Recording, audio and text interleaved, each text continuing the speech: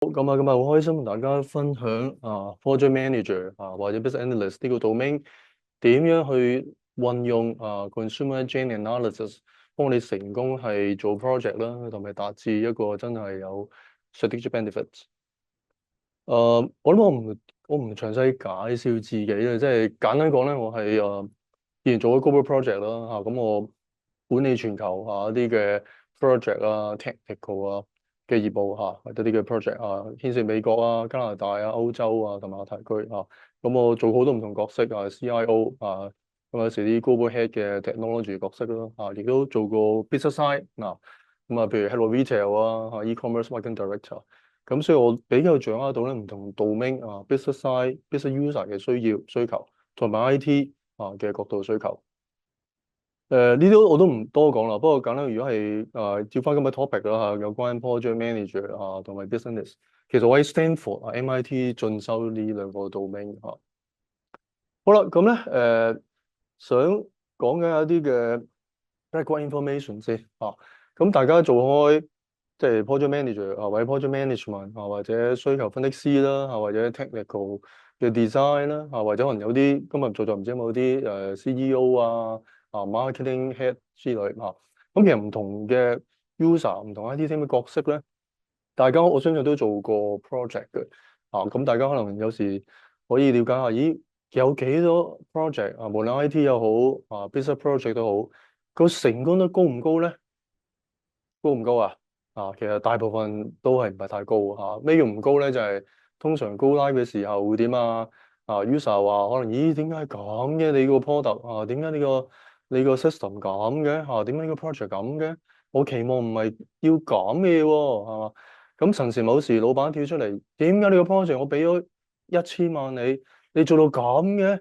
都唔係我期望你嘅你係 PM 你點做㗎你點 align 個需求 solution 㗎？大家有冇遇過我相信都係好 common 啦咁樣咁所以今日同大家分享少少咧，就係話一啲嘅做 project 嘅策略同埋了解需求一個宏觀嘅策略有幫助大家希望 project 係成功，同埋咧真係 make 到一個 contribution從而老闆公司都會即係 buy in 我哋嘅即係 efforts 好啦，咁大家又可以不如做個簡單 survey 啦如果假設你 implement 一個 e-commerce 嘅 project for example 我哋而家最近有呢個咩呢個京東嚟香港啦，係咪咁我假設啦我假設我哋唔係去京東，我哋去幫王維基先生 HKTV Mall 呢個 platform，我哋可能要 revamp 個 website，revamp e-commerce 幫咗咧佢可以同京東去即係爭一日之長短。大家會點樣收集呢個 project revamp 嘅需求不如我哋 survey 下好嘛？大家可以喺個 chat 嗰度打字好唔好你會點收集需求可唔可方便係打幾個 keyword 其實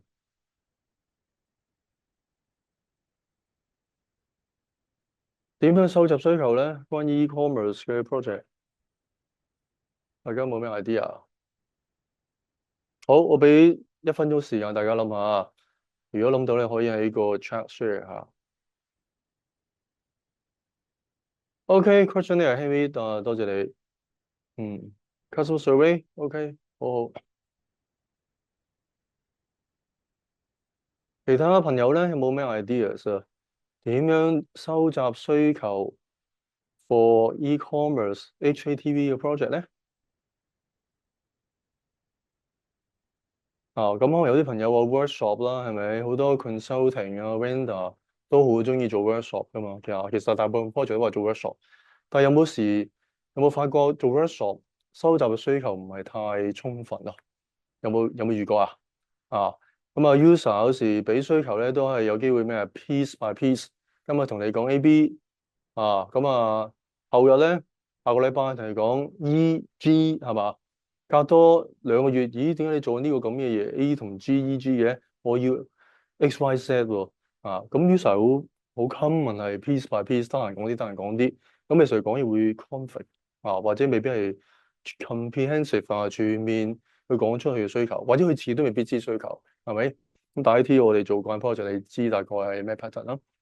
好啦，咁啊，就此呢個原因咧，如果你就咁問 user，無論 questionnaire 又好啦，survey 又好啦，哦，有啲 Jackie understand pain point，咦，好好喎，多謝 Jackie 分享啊，就係從痛點入手啊，咁Jackie 真係好好用字，係 guide user 喎，唔係咩啊，唔係你要啲乜嘢啊，你 A B C 啊，我就 mark 低 A B C，通常我哋照單，即係好似有信同教書要講。照單全收user 講 ABC，我就 take ABC 咧。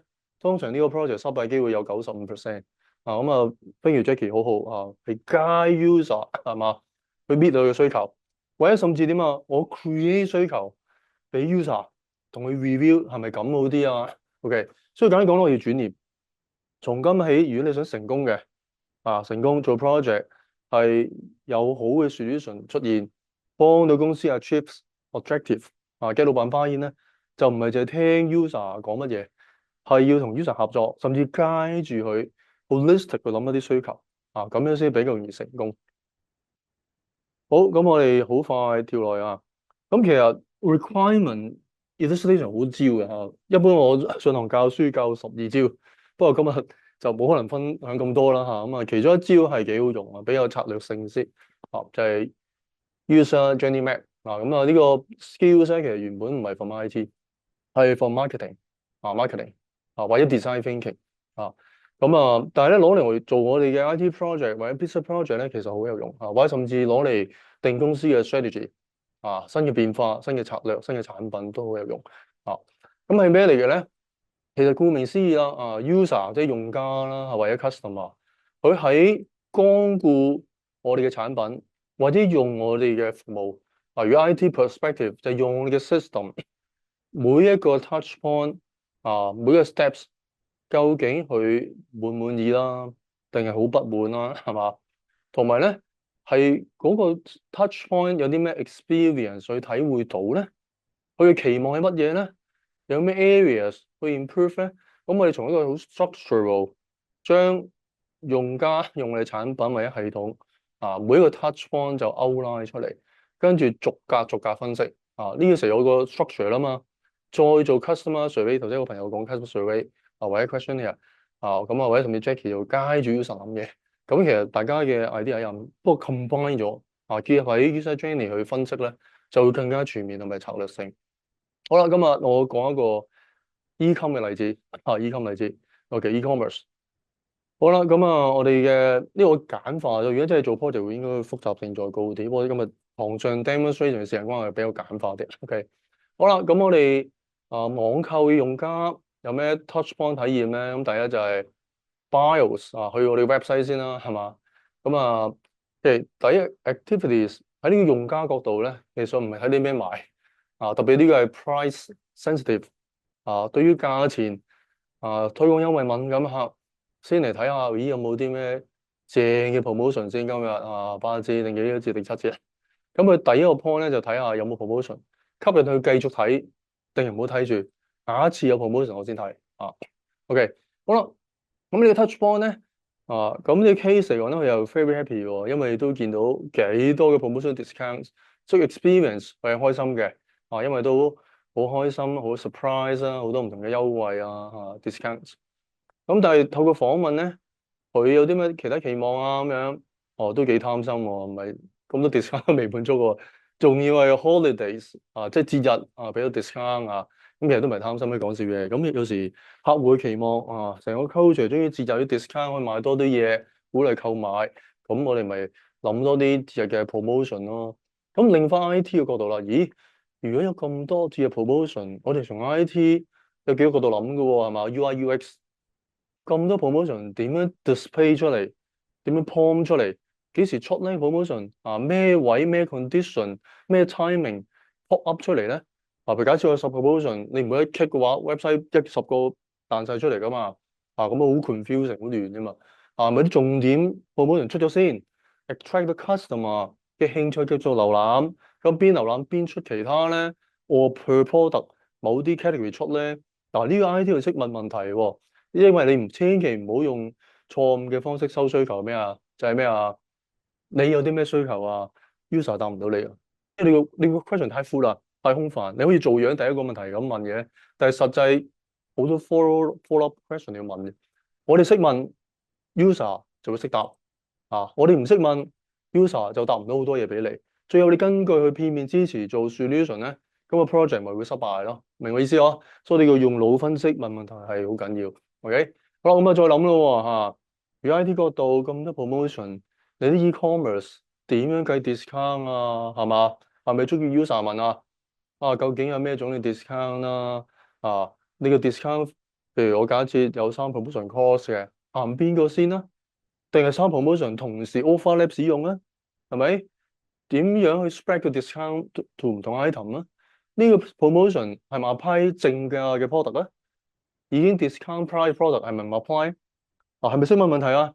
記住喎，唔好 expect user，你問一句你咩需要啊？講晒俾你聽唔會嘅喎，佢自己都唔知或者唔醒起啊。咁所以作為我哋做 project management professional 或者叫 BA professional，就要懂得識問。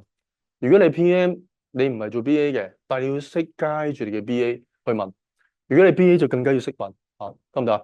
如果你 CIO 嘅，啊，我哋平時都好多 CIO 或者 head of PMO 喺 architect 上堂，我都會教佢哋，你要識有個 mentality 問問題攞需求，教呢條 team。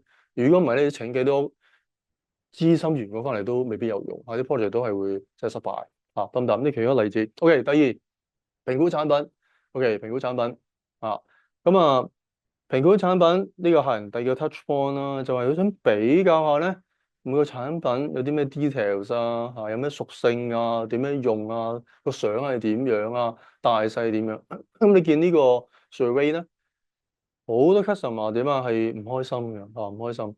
佢話咩啊？frustrated，有包啲 customer review。咦，咁呢個另一個問題喎，就係佢產品問題咯，係嘛？透過呢個 customer journey survey 咧，原來發現我哋好似賣 product。都好多即係 campaign 啊不滿嗱，咁呢個我哋又同即係相關嘅部門就反映翻啦嚇咁樣啊。咁當然 IT project 界就唔係踩人隔離部門嘅尾巴啦。咁但係有時喺策略性 review 咧，我哋同 project 即係 business side 一齊合作做噶嘛，就唔係淨係 launch 個 IT platform 嘅成功噶嘛。咁所以你識懂得咧點樣同 business user 去合作去踩板啊。好嘛，第三就 open more product pages。係嘛？去比較唔同產品嘅資訊啦。咁喺呢個 touch point 咧，overall 都係滿意嘅啊。咁啊經驗點啊？就係 OK，好開心嚇個 design OK 啦。不過有少少唔開心就係咩啊？成日都 out of stock 冇貨嘅喎。產品資訊比較係好，但我揀咗個正 product 冇貨啊。咁 expectation 係咩啊？customer 就係你哋嘅 supply chain，你嘅補貨系統要即係比較快啲啊，唔好成日缺貨嘅情況。咁呢個我哋都可以同相關部門反映翻。嗱，另外 IT 要諗喎，除咗我哋反映俾 user 聽咧，business side 要改善嘅存貨管理咧，我哋諗下 IT 角度點樣幫助存貨管理係嘛？唔好成日缺貨。譬如咩啊，我哋都 suggest user 會唔會行一個叫 safety stock 嘅 backup？舉個例子，譬如我而家賣口罩，特別以前沙士記唔記得啊？2020年3月去 HKTV Mall 買口罩買唔到係咪啊？咁啊，即係假設啫。OK，我哋就口罩為例，咦會唔會我哋 set 個 safety inventory below 30盒口罩就 classify 咧，就唔即係要喺個 system 啊，喺個 e-commerce 就話呢個 stock unavailable 缺貨。啊，咁嗰30個 quantity 咧就係一個 backup，早啲預示咧，我哋要預訂貨，同埋咧唔會啲客人俾咗錢而冇貨攞，因為嗰30個盒咧就係 backup，因為有時有啲 integration 嘅 time delay 噶嘛，係咪？啊，或者有時嗰啲 stock 係壞貨噶嘛，咁所以諗下會有啲 safety stock 嘅 backup 嘅 design 同 user suggest 翻啦，係咪？或者都 suggest 下會唔會我哋有啲 reordering level？啊，可能即係當口罩為例啦，可能假設我哋 suggest user，可能個 system 有啲 logic compare 下對上一個月賣幾多盒口罩，而家剩翻幾多盒口罩，係啦，咁而家剩翻嘅會可以夠用幾多個禮拜，去到咩 point 咧就會 re-trigger reorder。當你 reorder 唔 auto 啦，可能有時會錯噶嘛，你可以 propose based on logic，propose 可能個 auto email。propose 俾相關補貨嘅同事，咦，今日而家有咁嘅 inventory，個 sales 幾多？而家 suggest 咧就補幾多千盒咁樣。嗱，呢個 IT 我哋嘅 SBA、SPM 咧，as consultant 咧就要諗呢啲嘅即係 technical 角度，點樣幫 user 去 solve 嘅 pain point。但係記住喎，呢個唔係問 user 嘅喎，我係已經諗呢個 pain point 啦，諗埋 business process，諗埋 solution suggest。所以點解我哋做 project 係好成功，好少失敗嘅。啊，呢個 user 好 buy in 啊，就因為我哋行一步，諗深啲啊，得唔得？OK，第四，我嘅 pay 咗喎，係咪購買咯？客人又好咩啊？好 unhappy 啊，frustrate 咧只可以用 PayPal 啊，PayPal 期望係咩啊？more payment option 係咪？咁我哋 BAPM 我哋就做多啲 research 啦，係咪？可以去唔同嘅各大嘅網購睇下嘢有咩 payment。佢唔係 make 個 list 咯，啊，同 user 傾嘅時候啊，你想咩 payment 啊？第一句問佢，跟住佢可能諗下諗，求其講兩個，講三個，我哋 suggest 佢嗱，咁我哋其實都做咗調查嘅，survey 啊，邊間公司就用呢10個，啊，邊間公司就呢15個，邊間就8個，你會考慮用邊個啊？啊，得唔得？咁所以我哋係好 proactive suggest。咁啊，另一個 touch point 係咩咧？就係我 contact online service，我 overall 都係滿意嘅客人啊，咁佢都 satisfy 啊，咁啊，同埋咧不過唔開心係咩啊？就係個等候時間長啊！期望係咩啊？個網站快啲咯。嗱，呢個又到 IT 諗嘢噶咯喎。點解會慢咧？係嘛？你 hold 喺邊度咧？係嘛？你上冇同 business user forecast 過同一時間可以幾多客人瀏覽你網站咧？譬如100萬、200萬定係300萬啊？咁我哋有個 forecast 喎，主動捉住 user 個 forecast。譬如假設100萬先啦。咁我要幾多 load balance 啊？不過咁我唔係教 technical，所以我唔講太 technical 嘢。簡單講 technology 話，我哋可以唔同嘅 load balance 啊，唔同一啲嘅即係 technical design，我哋 support 嗰個流量啊。咁所以都係我哋project manager 嘅責任，要同 user 夾清 forecast 嘅流量，而用乜嘢 technical design support 呢個流量。咁呢個唔係咩啊？為咗 project scope 咯。如果我哋冇踩得咁深，到時 go live 咗。係嘛？咁啊，有啲客人話好慢啦。咁個 business user 個 department head 捉住喂啊，IT 人點解咁慢啊？咁樣跟住嚟個刻先研究 load balance，研究點樣 cloud hosting server 一大堆嘢啊，咁咪會 delay 咯。同埋個刻你邊有錢，邊有 budget 去再即係申請去咁樣優化咧？咁所以 PM 咪俾人責怪咯。啊，明唔明？咁所以呢個 customer journey map 係其中一個 tools，係好全面去睇下唔同個 touch point。有啲乜嘢客人開心唔開心滿意嘅地方，體驗係點樣，期望係點樣啊？有啲係真係 pure technical mindset 去諗嘢，有啲咧就係要諗 process 深一面層面，用我哋嘅 BA business analyst solution design mindset suggest user，好嘛？咁咧最尾就咩收貨，OK，offer 佢都開心啦嚇，咁都收到準時嘅貨，有埋啲 gift 添啊，咁 before Christmas 啲送禮。佢期望咩啊？咁啊，free delivery 免費。咁當然我哋未必照單全收嘅，因為 free delivery 都係講成本。咁呢度咪同 user 再即係夾翻咯，咁樣。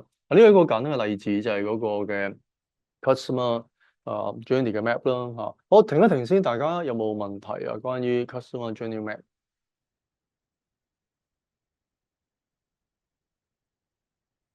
有可以 check 問問題啦，或者開咪講都可以。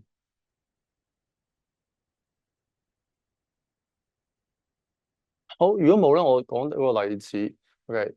呢個例子係咩咧？就係一間你當快餐連鎖店嘅一個嘅restaurant 啦。For example 唔係真係可能麥當勞或者大家樂咁樣之類嚇。咁呢個圖咧咩咧？都係 customer journey map 特別指係咩咧？因為好闊噶嘛。咁一間公司好多 service，咁我哋唔係一個 journey map 晒所有 service。呢個 example 上嚟講係 ordering。即係買食物咁你當一個 kiosk 即係購買機即係你想像可以麥當勞有個購買機。哇，第一個 touch point 係咩啊？就係揀 language 啦咁我哋到時要了解做 survey 咧，咦，個客人開唔開心啊？係咪？咁當然睇你咩客人啦香港普通客人都 OK 嘅。咁但係其實好多國內或者韓國其他遊客或者學生咁佢未必揀去嗰個 language 喎，睇開唔開心啊？佢期望咦，我想韓文，我想日文等等。咁我哋做唔做到咧？開始要諗下啦。如果做幾多成本咧？幾個時間咧？不過而家 AI 咁方便啊，ChatGPT 好易 translate 啫，係咪？咁啊大大減低成本，唔使揾即係翻譯者咧。好啦，咁啊第二 browse menu categories，browse 嘅時候我哋開唔開心咧？啊個體驗點咧？定係 click 嚟 click 去啊？我想揾個粟米，有一次咦揾唔到啲 cat 好似冇包粟米啊，但係唔知點揀個漢堡包某個位咧，就咁 add on 先有粟米，但係獨立擺又揾唔到粟米，但我又想食粟米啊，咁個體驗好似麻麻地喎，係咪？啊期望就係不如你個獨立 cat 揀一次就係 vegetables，可以揀 salad。係咪可以揀粟米啊？咁啊方便體驗，唔使我揾嚟揾去啊，揀咗5分鐘都揾唔到，跟住後邊隔離嗰個學生排緊隊喺度表個嘴啊，窒下窒下，咁我個 feeling 好唔開心啊！咁呢啲都係我哋係做 project 嘅時候咧啊，先從客戶嘅需要乒乓了解到啊乜嘢 exactly 位，我哋啊要諗啲唔係淨係 technical 嘢啦，就諗啲 solution wise，我哋揾翻 user 一齊搞一搞，點樣改善個體驗啊？點樣分類？啊咁啊，第三，譬如 customer order，咦，我哋有啲customer 想 customer order 喎，係嘛？譬如即係薯條可樂啊，加個魚柳包啊，咁咧我想有細薯條，就唔好打薯條啦，啊換個粟米，又加多杯雪糕，雪糕想榴蓮味啊。咁聽完之後，你就諗下嗰個 solution 係點處理啦？係咪可能個 product hierarchy 啦，product category 啦，產品個 mix 嗰個 user experience 點樣去配合咧？係咪？好啦，咁啊 review order check select item 嗱呢啲咧，我哋做 service 成日聽見啊，好多 user customer 都鬧，哇！我揀咗好耐，轉頭唔知個 point 咩叫我又再揀，跟住想俾錢又俾唔到，click 嚟 click 去撳嚟撳去，嘥咗好多分鐘。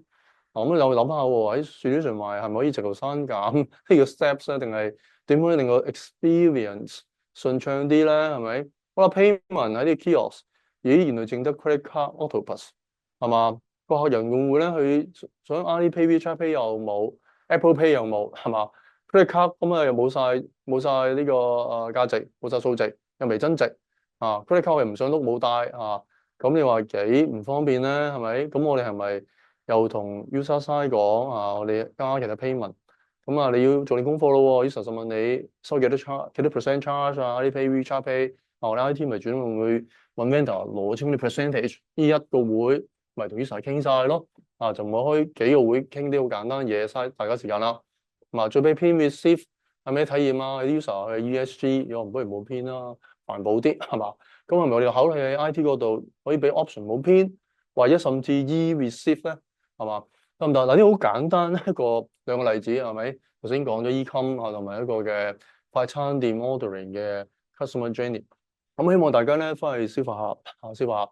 因為今天我希望大家學到要用到啊，唔好就即係左耳入右耳出啊。譬如你無論做 banking 啊、insurance 啊、retail 啊或者 logistic 啊，唔同意唔緊要嘅啊。咁我哋唔好即係去訂買漢堡包啊，係個 concept 點 apply 翻你行業啊，你嗰個 service 啊，我哋話啲 consumer journey 啊，甚至可以做啲 survey。咁啊，同 user 合作啦，咁樣嚇，咁啊，亦都咧主動咧啊，即係我哋 project 界嚇，主動諗喺流程上啊，或者 business side 角度，或者 technical 角度，點樣滿足你個 pain point 啊？咁所以我有時做一啲記住，唔好淨係 technical 個考慮。咁如果你就係 technical 咧，做 project 就好難有好嘅 solution。我哋懂得要熟 business side，熟 technical，熟 solution。啊，我哋有 recommendation 俾 user 啊 make 咗嘅。咁到時 user 聽完你 recommendation，可能少啲調整或者 yes，咁成個 project 會快咗好多，快咗好多。你都及後咧，好少 change request，因為前期已經深度分析咗，深度咧係 co-create 個需求同埋個 solution 出嚟，得唔得？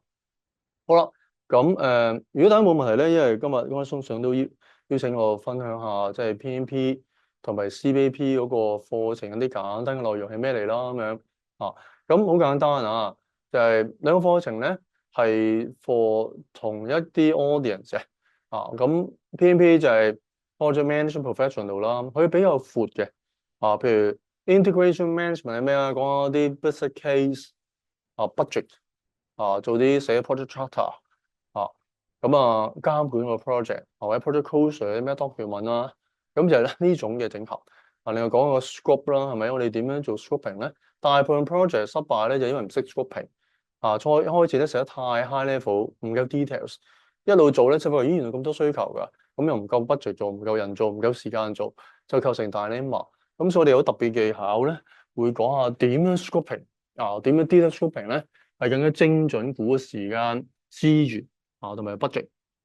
咁定個 project schedule 啦，有好多唔同嘅專業 methodology 啦，點樣計 budget 都好多特別嘅技巧點樣 control quality 啦，resource 就係人力資源或者硬件資源，我哋點樣定 skill set 揀咩人，有咩技巧幫去 department 攞啲猛人翻嚟幫手做咧，咁我哋詳細會講 project communication 點樣做 weekly update monthly update steering committee 點 update 咁風險管理啦有啲咩嘅危機風險存在，我哋做 mitigation 做方法procurement點樣定 contract 嘅種類點樣賣貨流程係點咧最尾人事管理，咁所以 PM 你見好闊嘅topic 好闊咁啱 business analyst project manager PMO CIO或者啲 business side 去可能參與做 project 嘅，譬如 market manager 啦、HR manager、finance manager，咁呢幾個角色都係好 common 係即係上我哋 PMP 嘅堂。唔好意思Jason 好似有問題係嘛？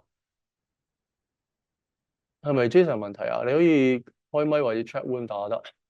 好，如果冇繼續好啦，咁 CBAP 咧就都係 project manager、business analyst 或者 CIO PMO head 或者 technical 人上嘅，亦都 user side 譬如 CEO 個個都 CEO、COO KPM、GBCG 嘅 concerning director 都嚟上finance manager 都嚟上咁就係同 PMP 好唔同。CBAP 咧好針對咩咧？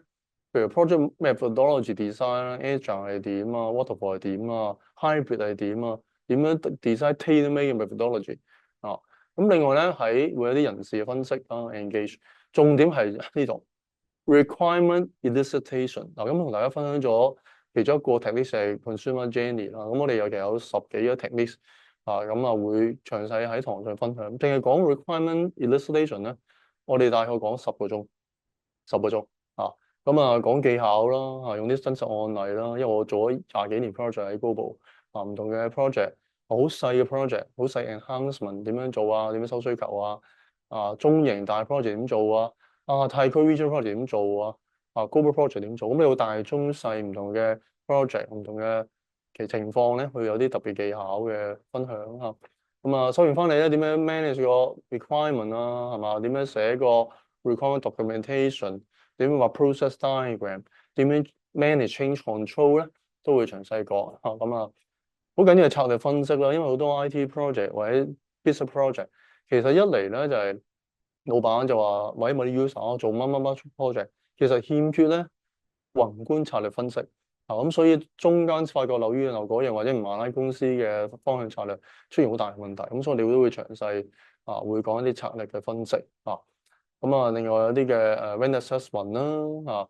風險管理啦，咁我會教大家點樣去評核 vendor 咁當然呢啲部分其實本身 CBAP 冇，咁呢度我自己加落去因為其實做 CBAP 做 PM 咧 vendor assessment 好緊要，因為我見好多學生咧去做好大公司細公司其實唔係太懂得點樣揾 vendor， 有時揾錯 vendor， 咁我教大家點樣有個 process 啦，點樣寫標書，點樣揾 vendor 有咩 tricky 嘅，點樣小心冇至即係冇負責幫大家可以行 project 啲先成功啲分析需求畫圖譬如話啲 state diagram process diagram 咁會有啲圖，因為做 business 呢個 domain 咧畫圖好重要幫助 understanding 同埋幫助 solution design， 咁最尾就係評核個 solution係咪 ready go live 咧organization 嘅 process 拉咗未咧咁樣，咁最簡單講咧係一文一武諸葛亮就比喻為 PMP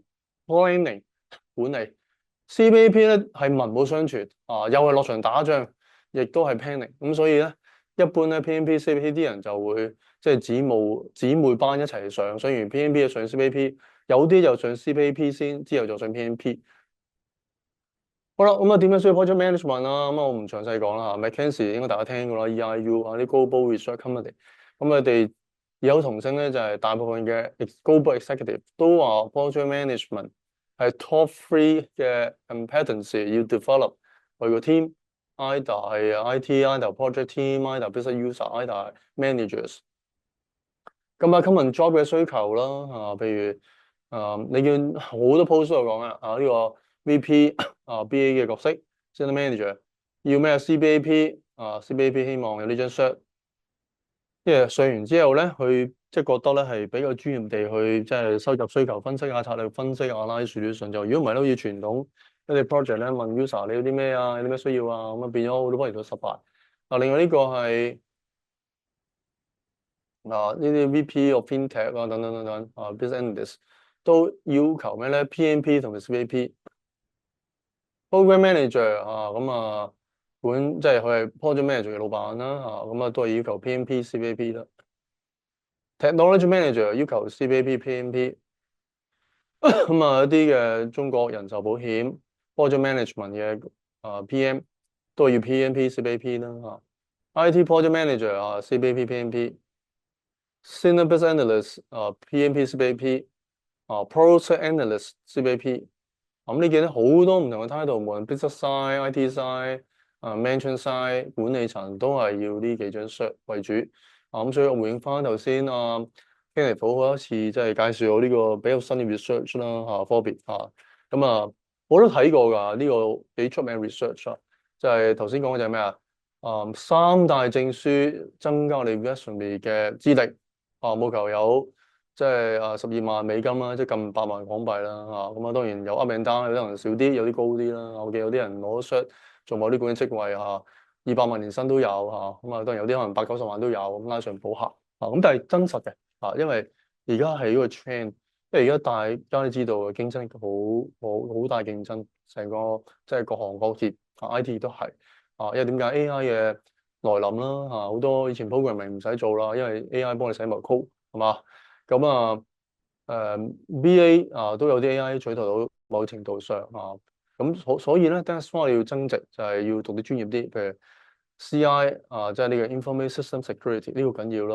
hacking 好犀利啊嘛而家 cyber security 咁所以值得係進修Project Management 呢個係百搭添啊，所有嘅即係 IT 界、必須界、建築界、電子界都需要咧係有 Project Management 嘅 cert 希望有個 professional methodology 管 project呢個好 common 我都唔需要同大家我分享AWS 嘅 Solution Architect 啦點樣雲端 hosting 都係一個 AI 時代即係要有嘅資歷啦咁樣不過當然如果呢係比較 technical 即係 technical 人就去讀 architect 啦咁但係 PMP 就係最 common technical 有讀BA 有讀高層有讀管理層有讀啲 user side 都會讀，因為幫佢工作幫佢做 project 同埋管理。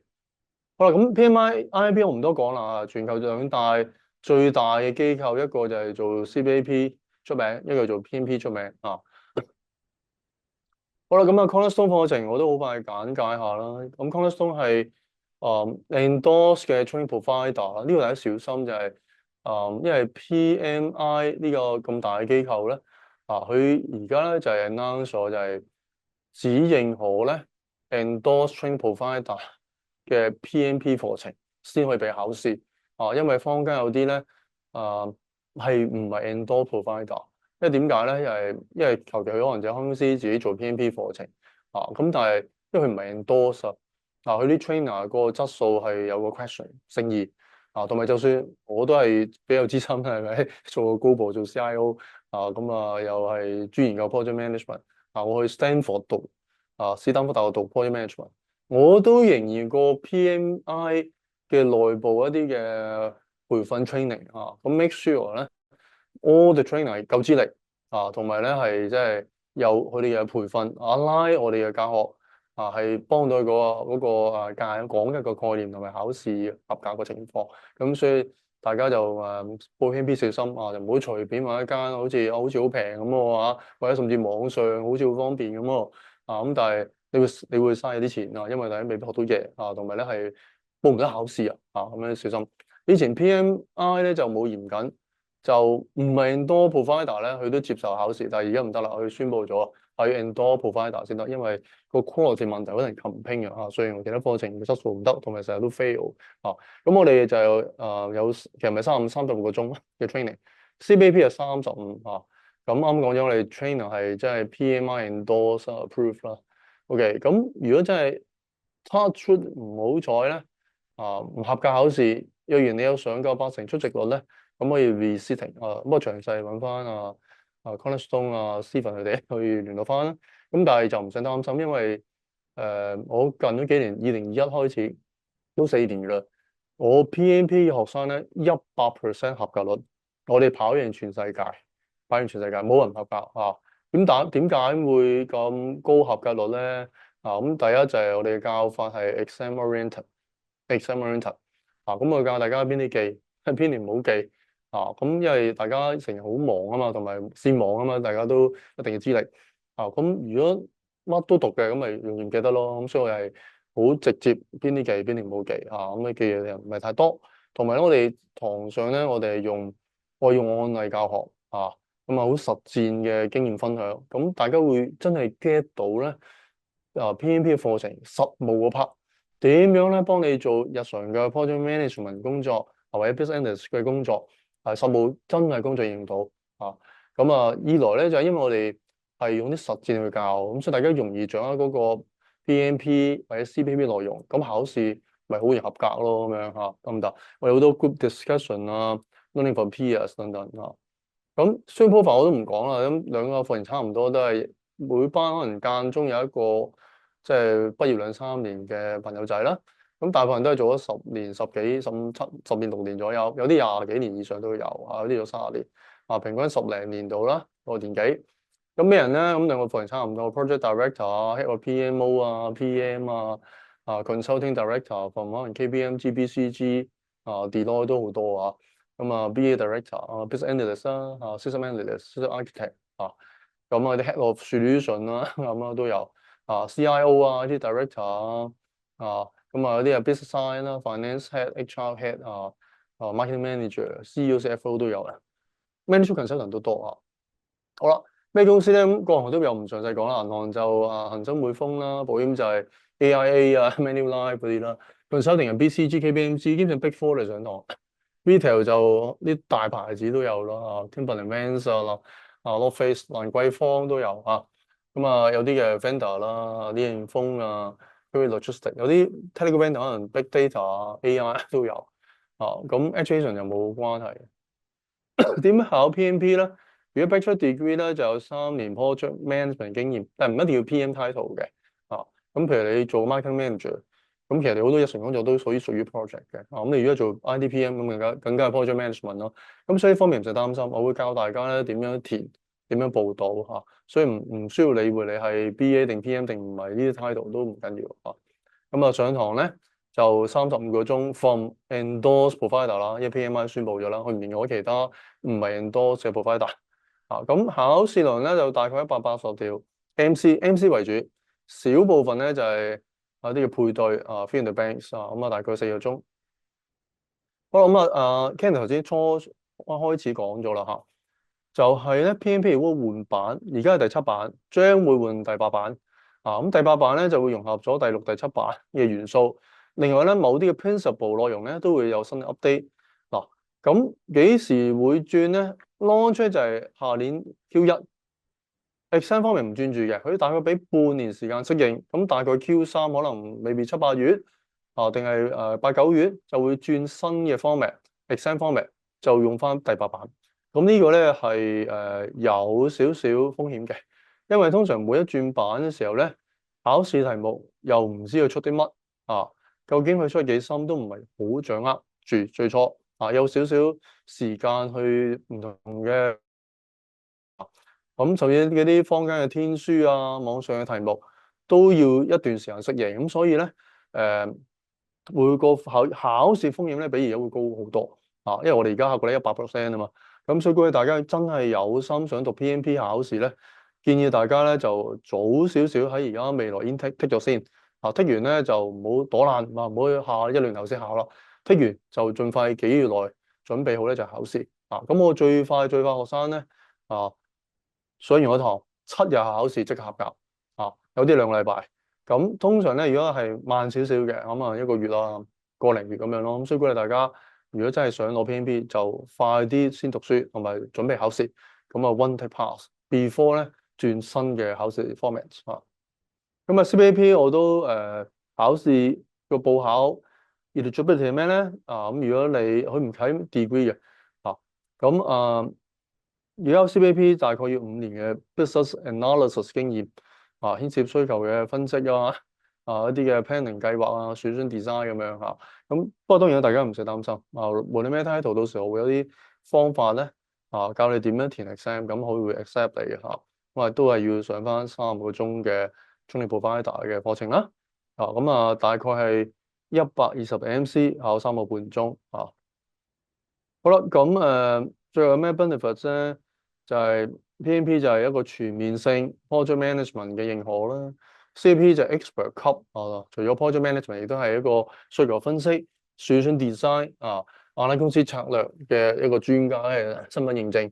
咁both cert 咧都係改善你嘅實務工作技能做 project，但係呢個唔係就 IT project，係 business project、consulting project 都係都係 success。common job requirement 我講咗啦，唔多講啦絕對係 value added 嘅 CV 啦咁樣career enhancement 啦，咁當然你如果想揾 PM 工或者其他高層嘅工，咁你有呢兩張相對係必備有啲 research 你做咗就話 high income PMI 好似做 research 就話攞完之後咧會增加17至18% 人工啦，不過當然應該係轉工一刻啦，就唔會無啦啦考完即刻加人工啦咁但係 definitely 轉工係即係必備嘅 cert好，咁我嘅分享今日到呢度大家有冇咩 question 想問問下 PMP 嘅課程內容啦、考試啦，或者 CBAP 內容考試或者對 customer journey 有啲咩想了解可以隨便問。